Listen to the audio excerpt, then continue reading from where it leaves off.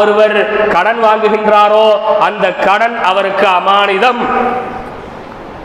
கடன் வாங்குற விஷயத்தை இன்னைக்கு பாருங்க, கொஞ்சம் யோசிச்சு பாருங்க சகோதரர்களே. கடன் வாங்கும் பொழுது எந்த அளவிற்கு தேன் அமிர்தமா பேசி வாங்குறோம், எப்படியெல்லாம் பேசுவோம். நீங்க எனக்கு அப்படி உதவி பண்ணியிருக்கீங்க, இப்படி உதவி பண்ணியிருக்கீங்க, உங்களை நான் மறக்கவே மாட்டேன் என் வாழ்க்கையில.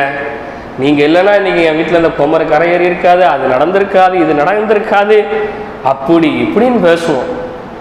கொடுத்த கடனை கேட்க வந்தா முக்களை பார்த்துட்டு வீட்டுக்குள்ள ஓடிடுவோம், இல்லை வெளியே ஓடிடுவோம். அதே 2-3 வாட்டி தொடர்ந்து தொந்தரவு கொடுத்தா இவன்கிட்ட வாங்கினா கொடுக்கணும்னு சட்டமா இருக்கு, ஏன்னா ஊரை விட்டு ஓடியா போறோம்.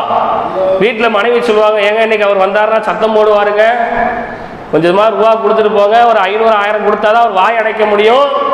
கணவர் சொல்லுவாரு, தலை எடுத்துருவானா, தலை எடுத்து